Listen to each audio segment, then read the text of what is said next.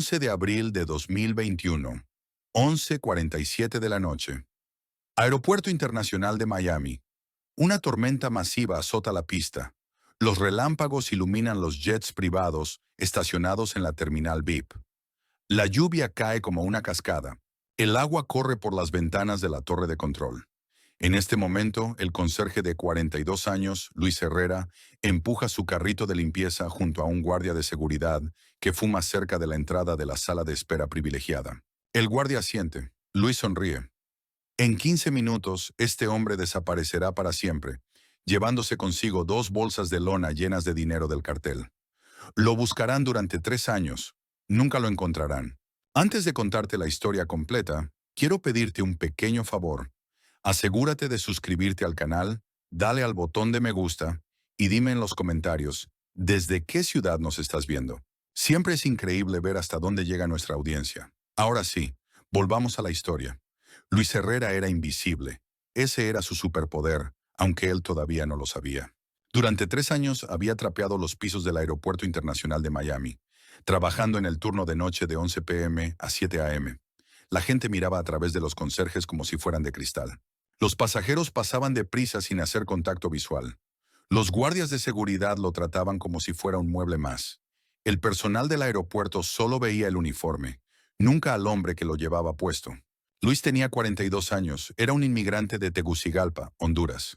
Sus manos curtidas contaban la historia de una vida de trabajo manual. Obrero de la construcción en Houston, lavaplatos en Nueva Orleans, trabajos en fábricas de Memphis. Cada empleo había terminado de la misma manera. Recortes de presupuesto, automatización o redadas de inmigración que lo hacían huir a la siguiente ciudad. Se suponía que Miami sería diferente. El trabajo en el aeropuerto venía con beneficios, un horario estable y la promesa de invisibilidad que se había convertido en el mayor activo de Luis. Su rostro curtido llevaba la geografía de Centroamérica. Pómulos altos heredados de ancestros mayas, piel oscurecida por décadas de trabajo al aire libre y ojos que habían visto demasiada pobreza como para sorprenderse por algo. Medía 1,67 metros y pesaba 72 kilogramos. Con la fuerza nervuda de un hombre que nunca había tenido una membresía de gimnasio, pero que se había pasado la vida levantando, cargando y moviendo cosas. 2 hijos en su país dependían del dinero que enviaba cada mes. $800 que representaban la mitad de su sueldo y toda la esperanza de ellos. Su hija María tenía 16 años, era brillante en matemáticas y soñaba con ser ingeniera. Su hijo, Carlos, de 13 años, estaba obsesionado con el fútbol y decidido a jugar profesionalmente. La madre de ellos, Elena, exesposa de Luis, se había vuelto a casar con un mecánico llamado Roberto, que trataba bien a los niños. Pero Luis seguía siendo su salvavidas para la educación, las oportunidades y el escape del ciclo de pobreza que había definido su propia vida. Elena se había divorciado de Luis no por falta de amor, sino por agotamiento. 3 años de separación mientras él trabajaba ilegalmente en Estados Unidos, enviando dinero a casa, pero perdiéndose cumpleaños, graduaciones y los pequeños momentos diarios que construyen las relaciones. Cuando apareció Roberto, estable, presente, amable, ella tomó la decisión práctica que Luis no pudo discutir. Roberto podía proporcionar apoyo emocional y cuidado diario, pero Luis proporcionaba el dinero que hacía posible todo lo demás. Las cuentas eran brutales y simples. Luis ganaba $12 la hora en el aeropuerto. Después de impuestos, su cheque semanal era de $432. Su alquiler era de $1,200 al mes por un estudio en Hialeah, el tipo de lugar donde las cucarachas superaban en número a los residentes y el aire acondicionado funcionaba 3 meses al año. Su coche era un Honda Civic de 2007 con 300,000 kilómetros, que se mantenía en pie a base de rezos y cinta adhesiva. El seguro, la gasolina, la comida, los servicios y las necesidades básicas consumían la mayor parte de sus ingresos restantes. Los $800 que enviaba a Honduras cada mes lo dejaban con aproximadamente $50 por semana para gastos personales. Luis trabajaba 60 horas a la semana cuando era posible, tomando turnos extra cada vez que alguien se reportaba enfermo o renunciaba. El aeropuerto tenía una alta rotación en los puestos de limpieza. El trabajo era duro, las horas antisociales y el salario apenas superaba el mínimo. Pero para Luis representaba estabilidad. Había aprendido a estar agradecido por el trabajo que otros rechazaban. La terminal VIP del aeropuerto de Miami era el territorio habitual de Luis. Mientras los pasajeros comerciales lidiaban con largas filas, controles de la TSA y puertas de embarque abarrotadas, los clientes adinerados disfrutaban de un mundo diferente. Pisos de mármol, sillones de cuero, champán de cortesía, seguridad privada y privacidad absoluta. Este universo paralelo existía dentro del mismo edificio que la terminal comercial, pero se sentía como un planeta diferente. Luis limpiaba estos espacios cada noche, moviéndose como un fantasma a través de conversaciones que no debía escuchar. Había aprendido suficiente inglés durante sus años en Estados Unidos para entender la mayoría de las discusiones, y su español nativo le permitía seguir conversaciones que los pasajeros asumían que eran privadas. Se enteraba de acuerdos comerciales, problemas familiares, corrupción política y secretos personales que habrían fascinado a los periodistas de tabloides. Pero Luis se guardaba todo para sí mismo. La invisibilidad requería silencio. La Terminal VIP manejaba aproximadamente 50 vuelos privados por semana. La mayoría de los pasajeros eran ejecutivos corporativos legítimos, celebridades del entretenimiento, atletas profesionales y familias adineradas que viajaban por negocios o placer. Estos clientes pagaban tarifas premium por privacidad, conveniencia y un servicio que las aerolíneas comerciales no podían igualar. Llegaban minutos antes de la salida, evitaban multitudes y retrasos, y trataban el aeropuerto como su centro de transporte personal. Pero Luis había notado patrones en ciertos vuelos que no encajaban con el perfil típico de un VULIP. Estos vuelos llegaban solo los fines de semana, generalmente de jueves a domingo, siempre tarde en la noche, entre las 11 de la noche y las 2 de la mañana. Siempre jets privados con matrícula mexicana, operados por compañías charter con sede en Guadalajara, Tijuana o Ciudad de México. Las aeronaves eran costosos Gulfstreams, Bombardiers, Citations, pero no estaban configuradas para viajes de lujo. Los interiores habían sido modificados para maximizar el espacio de carga en lugar de la comodidad de los pasajeros. Los pasajeros nunca eran familias o ejecutivos de negocios típicos. Eran hombres con trajes caros que hablaban español con acentos regionales específicos que Luis reconocía de sus años en Centroamérica. Acentos de cartel, el vocabulario, la inflexión, las referencias casuales a la violencia que salpicaban sus conversaciones. Luis había escuchado estos patrones antes en bares y estaciones de autobuses por todo México y Guatemala, pronunciados por hombres que portaban armas y esperaban obediencia. Estos hombres viajaban ligeros, sin equipaje, sin maletines, sin carga evidente, pero siempre se iban con algo. Bolsas de lona, bolsos deportivos, a veces maletines rígidos con cerraduras de combinación. Las bolsas parecían materializarse de algún lugar dentro del aeropuerto, traídas por personas que Luis nunca veía durante los intercambios reales. Luis había vislumbrado el interior de una bolsa durante una limpieza de rutina 6 meses antes. Fajos de billetes verdes sujetos con ligas. Más dinero del que había visto en su vida. Un cálculo conservador.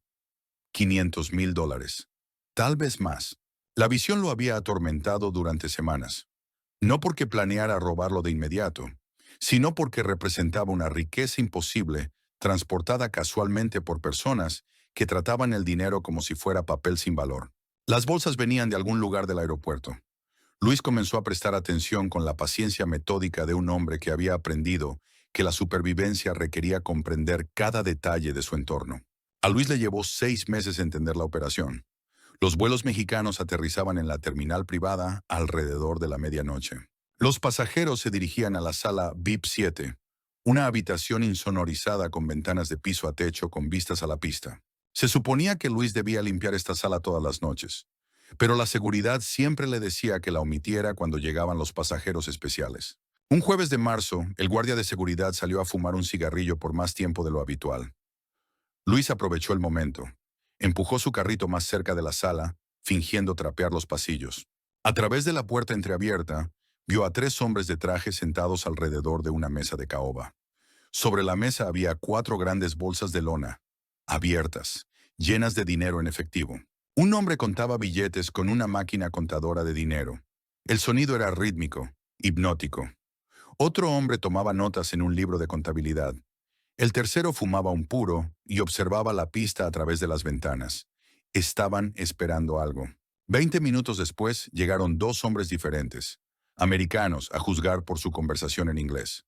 Llevaban polos y pantalones caqui, el tipo de ropa que gritaba «policía encubierto», excepto que estos hombres no eran policías. Estaban demasiado relajados, demasiado cómodos con los mexicanos. Intercambiaron breves saludos en inglés. Luego, uno de los estadounidenses abrió un maletín. Dentro había documentos, pasaportes y lo que parecían ser manifiestos de envío. Los mexicanos empujaron dos bolsas de lona sobre la mesa. Los estadounidenses las tomaron y salieron por una salida diferente. Las bolsas restantes se quedaron con los mexicanos, quienes terminaron sus puros y se fueron 30 minutos después por la entrada principal de la terminal VIP. Luis había presenciado una operación de lavado de dinero, probablemente vinculada al narcotráfico. El aeropuerto de Miami era una lavadora de dinero sucio, y él estaba trapeando los pisos a su alrededor todas las noches. Luis Herrera ganaba $12 por hora. Después de impuestos, su cheque semanal era de $432. Su alquiler era de $1,200 al mes por un estudio en Hialeah. Su coche necesitaba frenos nuevos. Su hija en Honduras necesitaba un tratamiento dental que costaría $3,000. Su hijo quería ir a la universidad, pero la matrícula era imposible con el salario de Luis. Mientras tanto, cada fin de semana, millones de dólares pasaban por la sala VIP 7. Los hombres que controlaban este dinero eran criminales. Luis no tenía reparos morales al respecto. Destruían comunidades con drogas, asesinaban a sus rivales, corrompían a las fuerzas policiales. Si alguien les robara, el mundo no lamentaría la pérdida. Pero robarle a un cartel no era como robar un banco. Los bancos tienen seguros, protección federal y recursos legales. Los carteles tienen sicarios, cámaras de tortura y fosas comunes.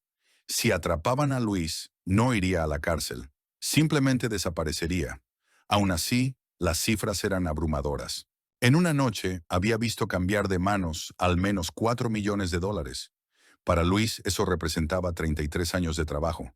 33 años trapeando pisos, enviando dinero a casa y viviendo de cheque en cheque. 33 años siendo invisible. ¿Y si ser invisible fuera en realidad una ventaja? Luis pasó 2 meses estudiando la operación antes de tocar nada. Aprendió que los intercambios de dinero ocurrían todos los jueves y domingos por la noche. Los vuelos mexicanos siempre llegaban entre las 11:30 de la noche y la medianoche. Los estadounidenses solían aparecer 45 minutos después. La seguridad era estricta, pero predecible. 2 guardias en la terminal VIP, una patrulla itinerante y cámaras cubriendo todas las entradas principales. Las cámaras eran la mayor preocupación de Luis hasta que se dio cuenta de que también eran su salvación. La seguridad del aeropuerto filmaba a pasajeros y visitantes, no a empleados. Los conserjes eran ruido de fondo, invisibles incluso para la vigilancia electrónica. Luis tenía acceso a cada habitación, cada pasillo, cada área de servicio en la terminal. Su tarjeta de acceso abría puertas que los pasajeros ni siquiera sabían que existían. El ascensor de servicio era la clave. Conectaba la terminal VIP con el nivel de mantenimiento, que conducía al estacionamiento de empleados a través de una serie de túneles construidos originalmente para el acceso de servicios públicos. Luis usaba esta ruta todas las noches para desechar la basura y recoger suministros de limpieza. Ninguna cámara vigilaba las áreas de servicio porque no se consideraban riesgos de seguridad. El plan de Luis era simple. Durante la ventana de 45 minutos entre la llegada de los mexicanos y la recogida de los estadounidenses, entraría en la sala VIP 7 durante la pausa para fumar del guardia de seguridad. Tomaría 2 de las 4 bolsas de lona, las escondería en su carrito de conserje bajo bolsas de basura falsas y las transportaría a través del ascensor de servicio hasta el estacionamiento. Cargaría las bolsas en su coche y se iría antes de que alguien notara el robo. La belleza del plan residía en su simplicidad. A los conserjes no los registraban al salir del aeropuerto. Los carritos de conserje no eran inspeccionados. Si alguien veía a Luis saliendo con su carrito, asumirían que estaba sacando la basura, lo cual, desde la perspectiva del cartel, era exactamente lo que estaría haciendo. Luis compró un Toyota Corolla usado por $3,200 en efectivo, pagando en billetes pequeños durante varias semanas para evitar sospechas. Lo estacionó en el lote de empleados lejos de las cámaras, en un lugar que había probado en varios simulacros. Memorizó el tiempo de caminata desde el ascensor de servicio hasta su coche. 4 minutos y 20 segundos. Practicó esconder objetos en su carrito de conserje usando bolsas de arena para simular el peso del dinero. Una bolsa de lona llena de dinero pesaría aproximadamente 18 kilogramos. El carrito de Luis podía soportar 36 kilogramos de equipo más la basura, por lo que 2 bolsas cabrían cómodamente bajo sus suministros normales. Estudió las rutinas de los guardias de seguridad con un detalle obsesivo. La patrulla itinerante seguía un patrón predecible, revisando los mismos lugares cada 20 minutos. Los guardias de la terminal VIP rotaban sus pausas para fumar, pero siempre entre la medianoche y las 12:30 de la mañana, y siempre durante exactamente 10 minutos. Luis cronometró estas pausas durante 6 semanas. El patrón nunca varió. Lo más importante es que Luis preparó su estrategia de salida. No podía simplemente desaparecer de Miami. Eso levantaría sospechas de inmediato. En cambio, planeaba terminar su turno, ir a casa normalmente, llamar al día siguiente para reportarse enfermo y luego desaparecer durante el fin de semana. Para cuando alguien conectara el robo con él, estaría a cientos de kilómetros de distancia. La semana antes del atraco, Luis mantuvo su rutina normal mientras hacía sutiles preparativos para su desaparición. Retiró pequeñas cantidades de efectivo de su cuenta bancaria durante varios días, vaciando sus ahorros sin activar las alertas automáticas de fraude. El total fue de $847, todos los ahorros de su vida. Apenas suficiente para los gastos de una semana, pero suficiente para un transporte de emergencia. Limpió su apartamento gradualmente, tirando objetos personales y donando ropa a la caridad. Para los vecinos y compañeros de trabajo, parecía que Luis simplemente estaba organizando su vida, deshaciéndose de lo que no necesitaba. En realidad, estaba eliminando pruebas y reduciendo la cantidad de bienes personales que tendría que abandonar al huir.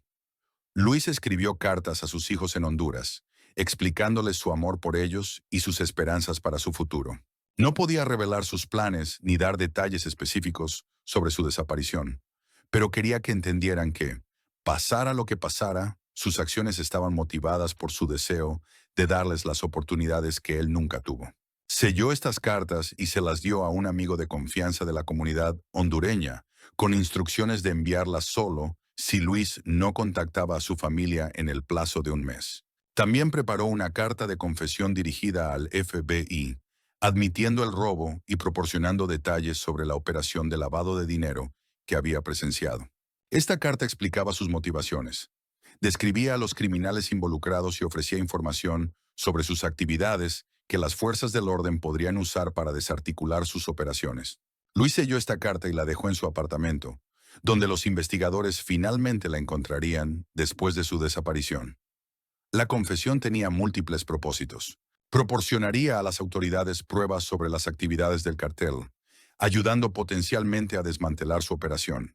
También demostraría que Luis no era un criminal de carrera ni un terrorista, sino simplemente un hombre desesperado que había tomado una decisión calculada de robar a personas que no podían denunciar el crimen a las autoridades legítimas. Lo más importante es que la confesión le daría a Luis una especie de seguro. Si el cartel finalmente lo encontraba, podría revelar que ya había proporcionado a las fuerzas del orden información detallada sobre su operación. Matarlo no serviría más que para vengarse y podría, de hecho, aumentar la atención de la ley sobre sus actividades. Luis practicó su rutina de robo todas las noches durante una semana, cronometrando cada elemento y memorizando cada paso. Ensayó entrar en la sala VIP 7, localizar las bolsas de lona, transferirlas a su carrito y moverse a través del ascensor de servicio hasta el estacionamiento. Practicó estos movimientos hasta que se convirtieron en memoria muscular automática que funcionaría incluso bajo estrés extremo. También se preparó mentalmente para la posibilidad de fracasar. Si lo atrapaban en el acto, Luis planeaba afirmar que unos desconocidos le habían pagado para robar artículos específicos de la sala. Insistiría en que no sabía qué había en las bolsas ni a quién pertenecían los artículos. Esta historia no le salvaría la vida si el cartel lo capturaba, pero podría ofrecerle cierta protección si era arrestado por las autoridades legítimas. Para el 10 de abril, Luis estaba listo. La próxima oportunidad adecuada ocurriría el domingo 11 de abril, cuando el pronóstico del tiempo predecía tormentas eléctricas que proporcionarían una cobertura adicional para sus actividades. 11 de abril de 2021. La tormenta eléctrica comenzó a formarse sobre los Everglades alrededor de las 8 de la noche, aumentando en intensidad a medida que se movía hacia el este, hacia la costa. Para las 10 de la noche, la lluvia caía de manera constante en todo el condado de Miami-Dade. A las 11 de la noche, la tormenta se había intensificado hasta convertirse en un sistema meteorológico que dominaría la cobertura de noticias locales y causaría importantes interrupciones en la aviación comercial. Los truenos retumbaban sobre el aeropuerto como fuego de artillería, sacudiendo las ventanas y activando las alarmas de los coches en los estacionamientos. Los relámpagos iluminaban el cielo cada pocos segundos, creando un efecto estroboscópico que dificultaba que las cámaras de vigilancia mantuvieran una calidad de imagen constante. La tormenta era lo suficientemente fuerte como para ahogar conversaciones y pasos, mientras que los rayos interferían con algunos sistemas electrónicos. Los vuelos comerciales estaban siendo retrasados, desviados o cancelados por completo. La terminal principal estaba abarrotada de pasajeros varados, creando un caos que desviaba la atención de la seguridad de otras áreas del aeropuerto.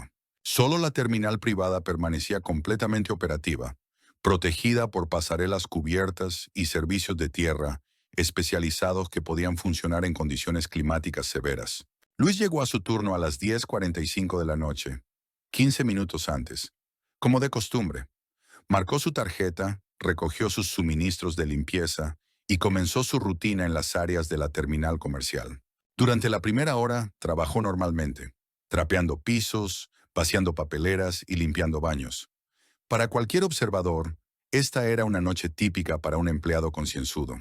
A las 11:30 de la noche, Luis se trasladó a la terminal VIP para comenzar su rutina de limpieza habitual.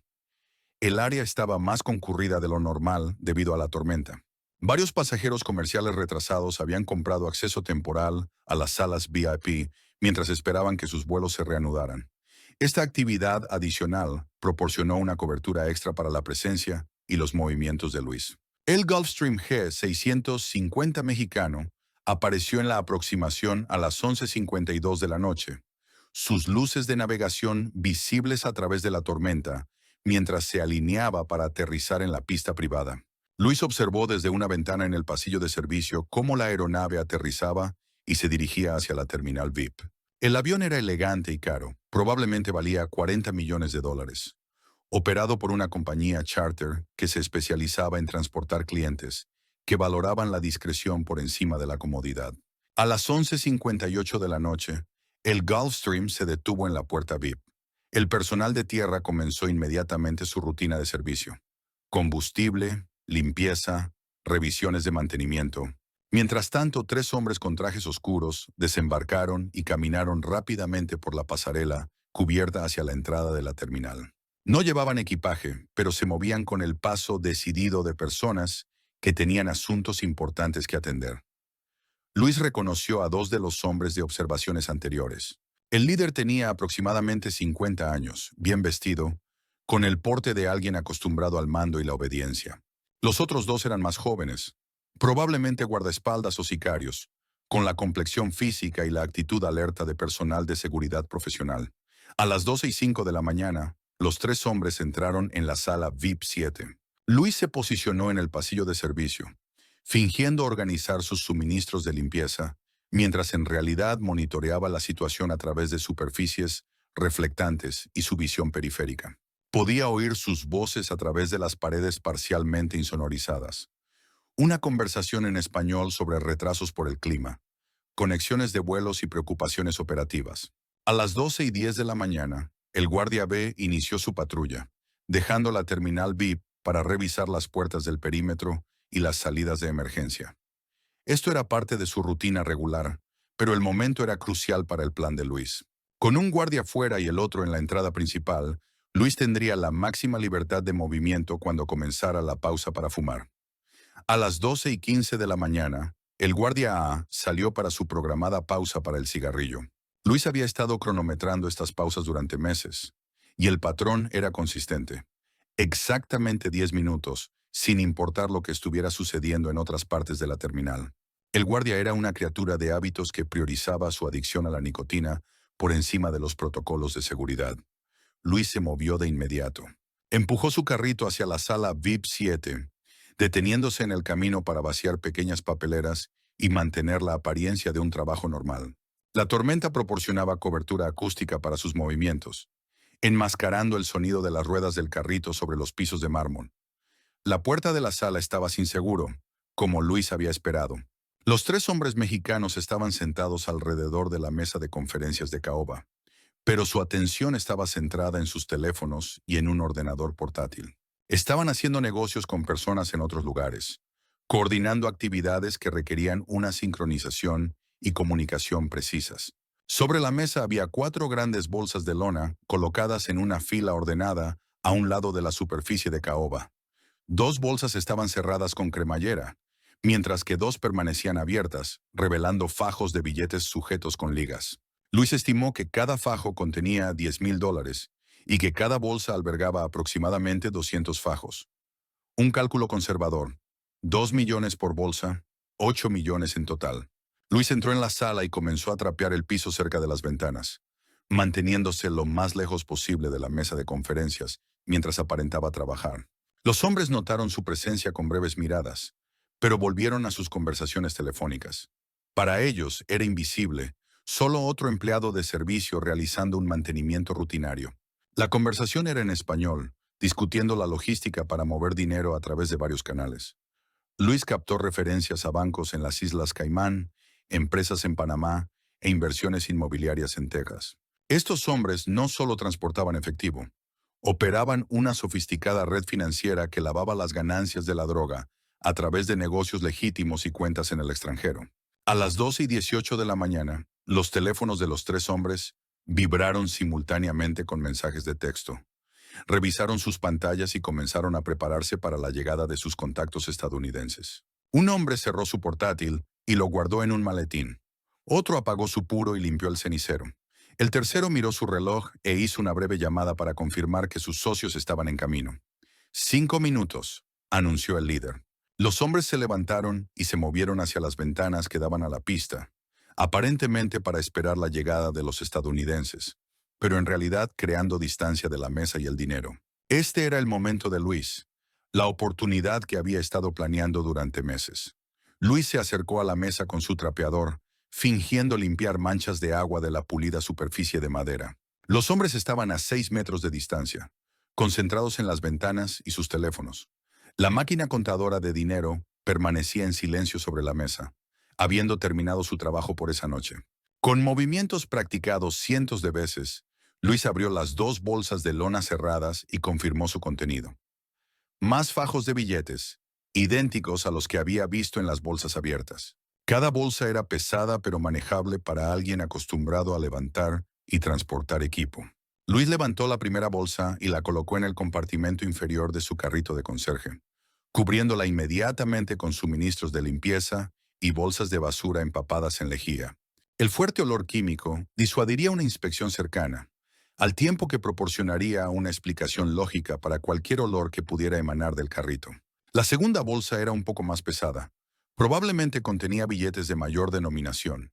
Los brazos de Luis se tensaron mientras la transfería al carrito y arreglaba los materiales de camuflaje encima.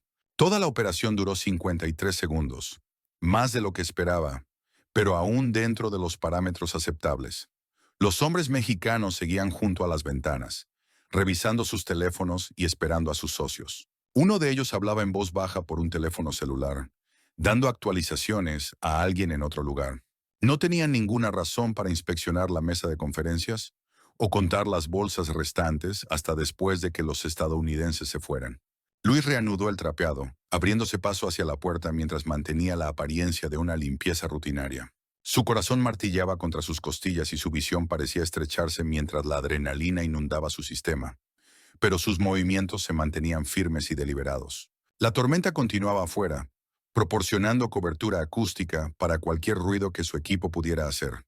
A las 12:21 de la noche, Luis sacó su carrito de la sala y lo llevó al pasillo. El guardia A todavía estaba afuera fumando, visible a través de las puertas de cristal mientras revisaba su teléfono y esperaba que terminara su descanso. El guardia B estaba realizando su patrulla itinerante en otra sección de la terminal. Luis se dirigió hacia el ascensor de servicio, moviéndose a su ritmo normal y deteniéndose ocasionalmente para vaciar pequeñas papeleras en el camino. Cualquiera que lo viera, vería a un conserje completando sus responsabilidades rutinarias. El carrito parecía normal, olía normal y se movía normalmente, a pesar de llevar $4 millones en moneda robada. Luis había logrado ocultar el robo a plena vista, usando la invisibilidad que había definido toda su vida laboral. El ascensor de servicio estaba ubicado en un pasillo que no era monitoreado por las cámaras de seguridad de pasajeros. Luis presionó el botón de llamada y esperó, escuchando la tormenta afuera y los sonidos distantes de la ajetreada terminal. El ascensor llegó vacío, como esperaba durante el turno de noche, cuando la mayoría de los empleados trabajaban en otras áreas. Luis presionó el botón del nivel de mantenimiento y observó cómo se cerraban las puertas.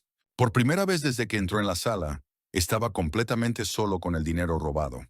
El ascensor descendió lentamente, dándole 30 segundos para controlar su respiración y prepararse para la siguiente fase de su escape.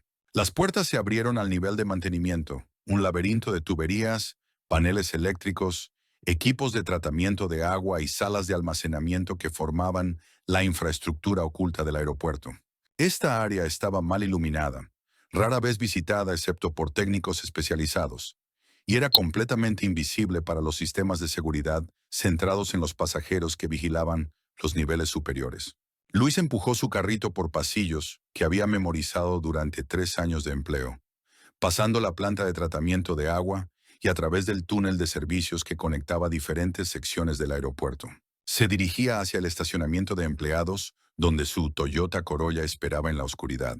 El túnel tenía aproximadamente 180 metros de largo, lo suficientemente ancho para vehículos de servicio, e iluminado por luces fluorescentes que creaban focos de luz intensa, separados por áreas de profunda sombra. Los pasos de Luis resonaban a pesar de las ruedas de goma de su carrito, pero el sonido era enmascarado por el ruido mecánico de los sistemas de ventilación y los equipos eléctricos. A las 12:25 de la mañana, Luis llegó al estacionamiento de empleados. El área estaba casi vacía, excepto por algunos coches pertenecientes a los trabajadores del turno de noche. Su Toyota Corolla estaba en el lugar que había seleccionado meses antes, lejos de las cámaras de la entrada y escondido entre otros vehículos que proporcionaban camuflaje visual. Luis abrió el maletero y transfirió las bolsas de lona de su carrito, cubriéndolas con una lona y unos cables de arranque que proporcionarían explicaciones inocentes si alguien echaba un vistazo dentro. Las bolsas cabían fácilmente en el maletero, con espacio para artículos adicionales si fuera necesario.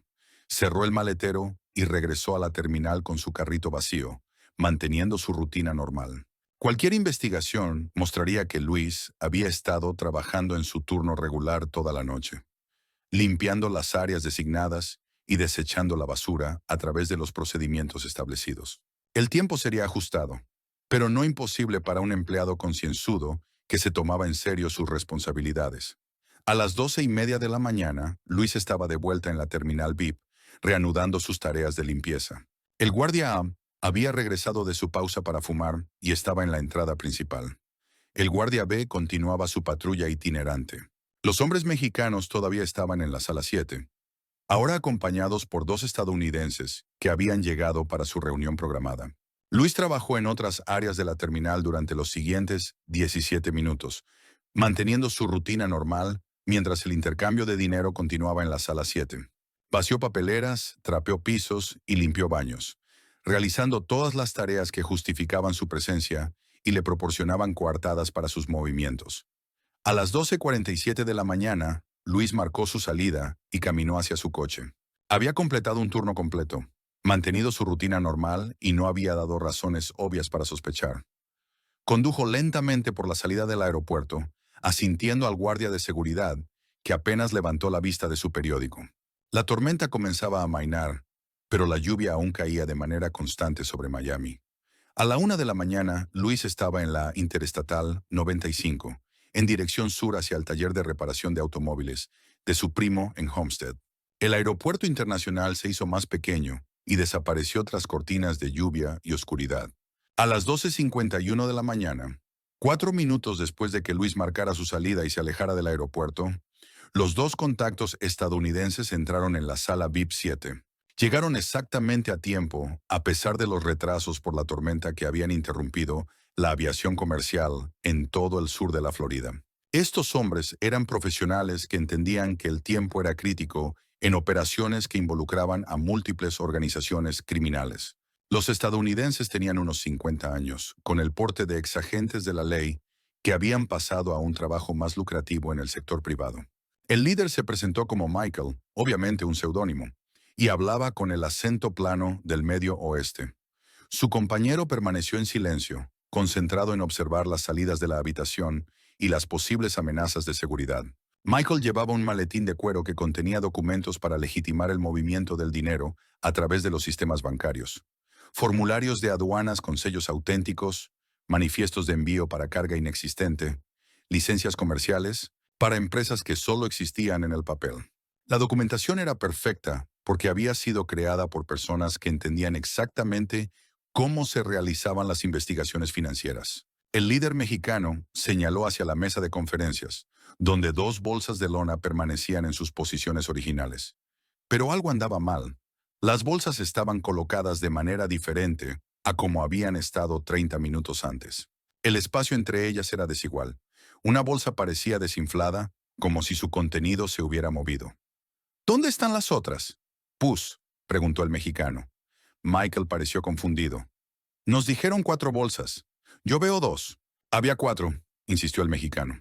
La habitación quedó en silencio, excepto por el sonido de la lluvia contra las ventanas a prueba de balas. Ambos grupos se dieron cuenta simultáneamente de que se enfrentaban a un malentendido o a un robo, y ninguna de las dos posibilidades era aceptable en su línea de trabajo. El líder mexicano abrió las 2 bolsas restantes y contó rápidamente el contenido. Aproximadamente $4 millones, exactamente la mitad de lo que debería haber estado presente para el intercambio. O los estadounidenses habían tomado de alguna manera 2 bolsas sin ser detectados, o alguien más había accedido a la habitación durante el periodo de espera. No tocamos nada, dijo Michael, su mano moviéndose instintivamente hacia el arma oculta bajo su chaqueta. Acabamos de llegar. La conversación que siguió fue breve y mortalmente silenciosa. Ambas partes se acusaron mutuamente de robo, incumplimiento de contrato e intento de engaño. Los estadounidenses asumieron que los mexicanos intentaban renegociar su acuerdo. Los mexicanos asumieron que los estadounidenses habían enviado personal por adelantado para robar la mitad del dinero antes del intercambio oficial. Ambas suposiciones eran erróneas, pero ninguno de los grupos creyó las negaciones del otro. La confianza era imposible en relaciones construidas sobre la criminalidad mutua y reforzadas por la amenaza de la violencia.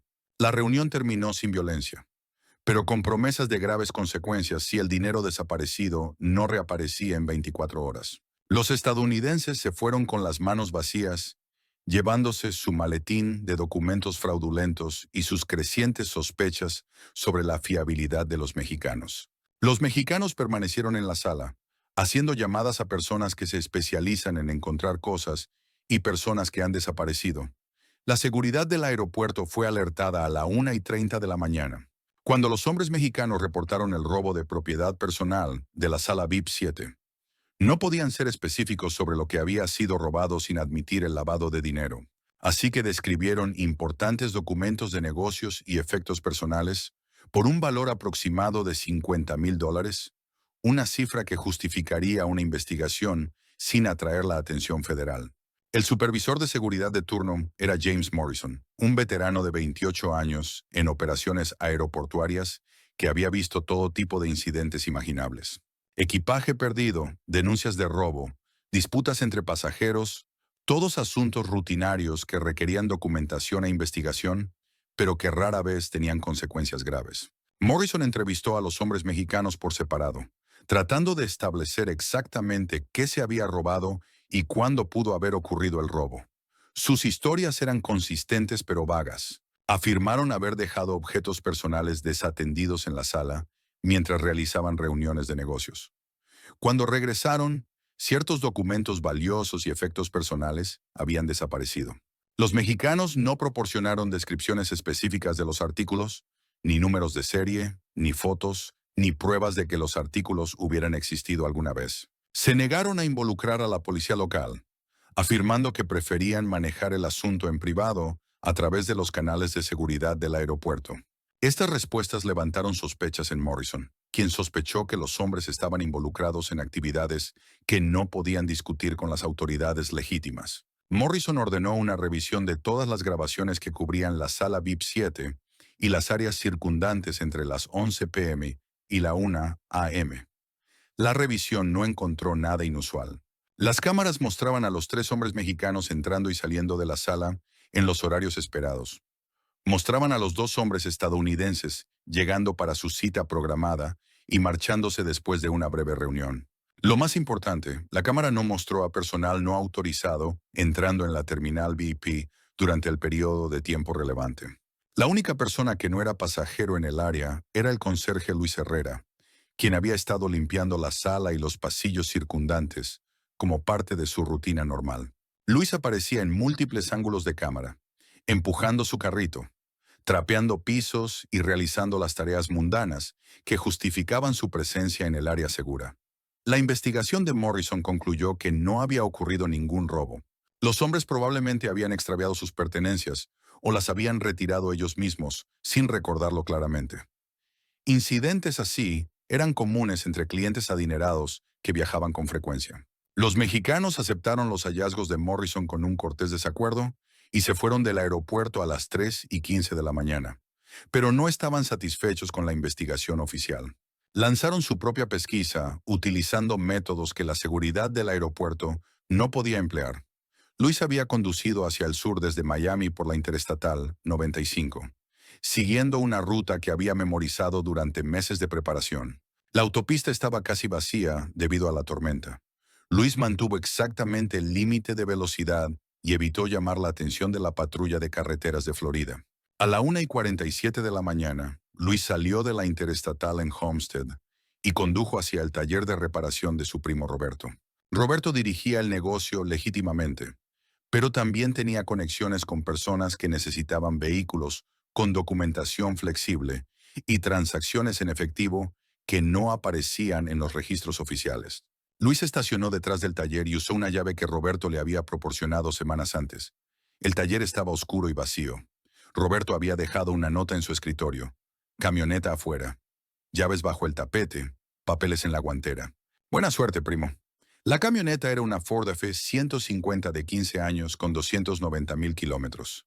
La matrícula mostraba que pertenecía a una empresa de construcción que solo existía en el papel, proporcionando capas de protección legal que confundirían a los investigadores. La camioneta era mecánicamente sólida, pero olvidable. Exactamente el tipo de vehículo que la policía ignoraría en una parada de tráfico rutinaria. Luis transfirió las bolsas de lona de su Toyota a la camioneta, colocándolas bajo una lona junto con herramientas de construcción. Limpió cada superficie del Toyota con lejía, eliminando huellas dactilares y pruebas de ADN. A las 3:20 de la mañana, Luis abandonó el Toyota en el estacionamiento de un centro comercial en Homestead, dejando las llaves en el contacto y las puertas sin seguro. El coche sería robado o remolcado en cuestión de horas, eliminando cualquier conexión con el robo y proporcionando pistas falsas a los investigadores. Luis condujo la camioneta hacia el sur a través de los cayos de Florida. La tormenta se estaba alejando hacia el mar. Al amanecer, Luis estaba en Key West, el punto más al sur de los Estados Unidos continentales, y un lugar donde la gente desaparece con frecuencia. Se registró en un motel usando una identificación falsa, pagando en efectivo por 3 noches y evitando cualquier interacción que pudiera ayudar a los testigos a recordar su presencia. A las 48 horas del robo, los sicarios del cartel habían llegado a Miami para llevar a cabo su propia investigación. Estos hombres eran especialistas en recuperar propiedades robadas y castigar a quienes cometían el error de robar a sus empleadores. Operaban con métodos que las fuerzas del orden no podían usar y hacían preguntas que la seguridad del aeropuerto nunca había considerado. El investigador principal era un hombre conocido solo como El Martillo, cuya reputación para extraer información a través de la tortura era legendaria en el inframundo criminal.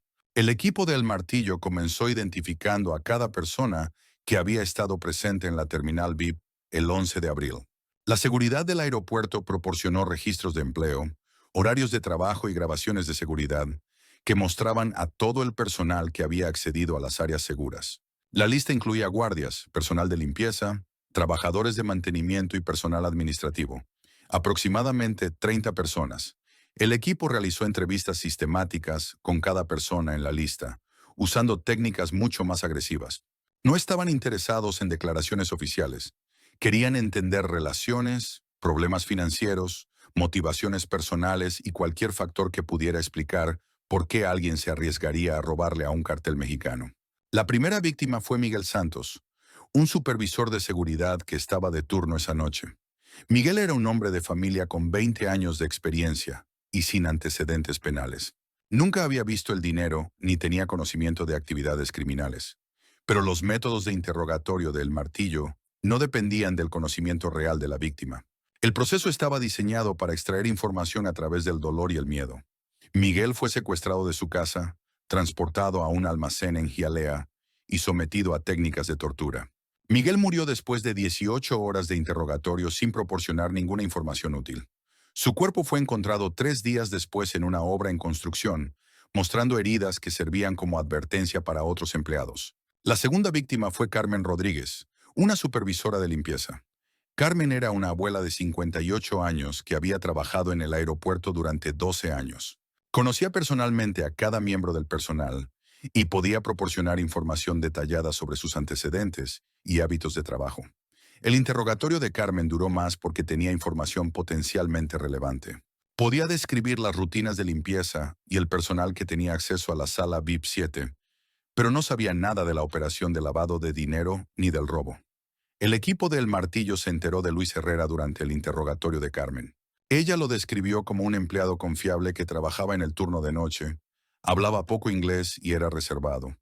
Luis había estado limpiando la terminal VIP durante 3 años sin problemas disciplinarios. Carmen nunca lo había visto mostrar una riqueza inesperada ni asociarse con personas que pudieran estar involucradas en actividades criminales. Pero Luis Herrera era el cuarto en su lista de investigación. Y para cuando estuvieron listos para interrogarlo, había desaparecido por completo. Si te ha gustado esta historia, asegúrate de darle me gusta al video, suscribirte al canal y activar las notificaciones para que no te pierdas la próxima.